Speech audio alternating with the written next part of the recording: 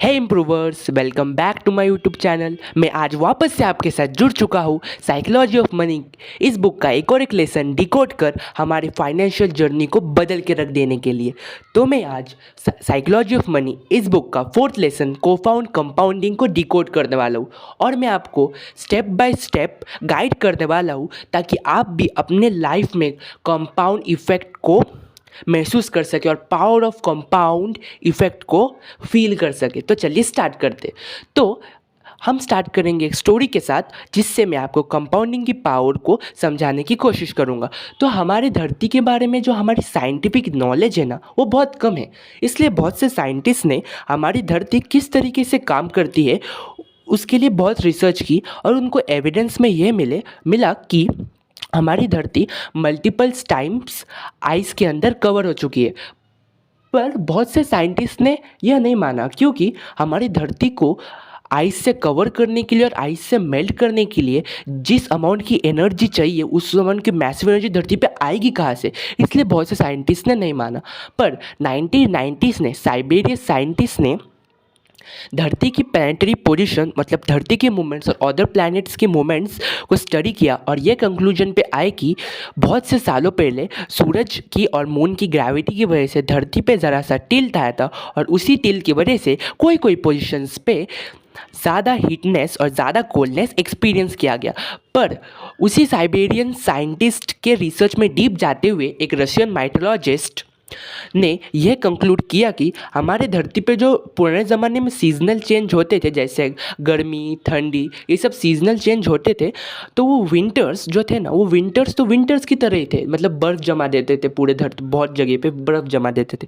पर वो जो समर सीज़न थे वो समर सीज़न में इतनी हीटनेस नहीं जनरेट हो पाती थी कि वो विंटर सीज़न में हुए गए बर्फ़ को पिघला सके और इसी की वजह से बहुत सा स्नो धरती पे बच जाता था और उसी बचे हुए स्नो की वजह से अगले विंटर सीजन में और ज़्यादा स्नो जमना और आसान हो जाता था और ऐसे करते करते इतनी ज़्यादा एनर्जी जनरेट हो गई कि वो धरती को पूरी तरह से जमा सके।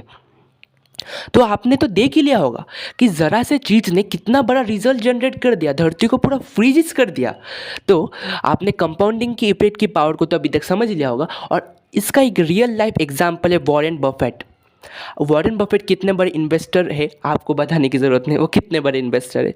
तो वॉरेन बफेट के ऊपर 2000 से भी ज़्यादा बुक्स लिखे जा चुके हैं, पर उनमें से कुछ बुक्स ही ये बात करते हैं जो मैं आपसे कहने वाला हूँ कि वॉरेन बफेट इसलिए सक्सेसफुल नहीं कि वो गुड इन्वेस्टर है। वॉरेन बफेट इसलिए सक्सेसफुल है क्योंकि वो गुड इन्वेस्टर है लिटरली चाइल्डहुड से। और वॉरेन बफेट की सक्सेस में सबसे मेन इंग्रेडिएंट है टाइम।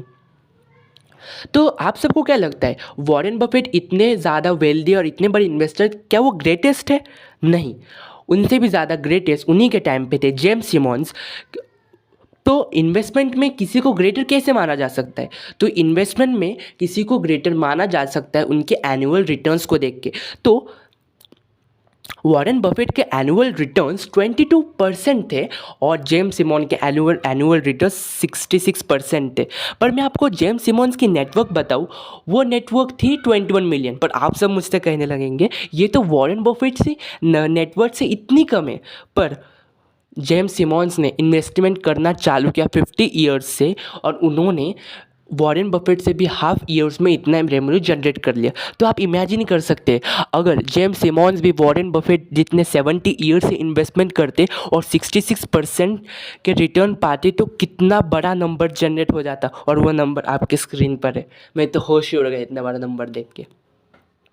तो आपको कंपाउंडिंग की इफेक्ट को रियल लाइफ में कैसे अप्लाई करना है मैं इस इमेजिनरी स्टोरी के द्वारा समझाऊंगा। एलेक्स जो एक प्रोफेशनल वर्कर है मल्टीनेशनल कंपनी में, वो 25 ईयर्स का है। वो 25 ईयर्स से ज़रा इन्वेस्टमेंट करना चालू कर देता है और उसको मिनिमम 8% का एनुअल रिटर्न्स आता है और वो कंसिस्टेंटली डिसिप्लिन से 20 ईयर्स तक अपना इन्वेस्टमेंट जर्नी चालू रखता है अप टू एज ऑफ 55। उसके पास 10 मिलियन की नेटवर्क होती है।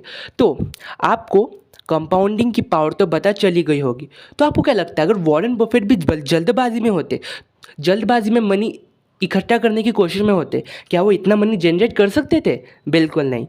इसलिए कंपाउंड इफेक्ट में सबसे बड़ा रोल होता है डिसिप्लिन और पेशेंस का।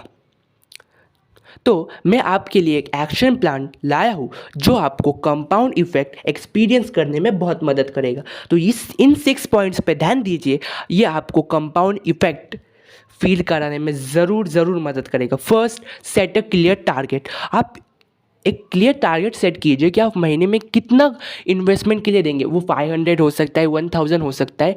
और second, break down into small parts. आप उसको कब कब करने वाले, कौन से महीने में करने वाले, उसको बहुत छोटे छोटे पार्ट में। और मेन बात, इस इन्वेस्टमेंट को उस 500 रुपीज़ को इन्वेस्ट करना आप एक रूटीन ही बना लीजिए।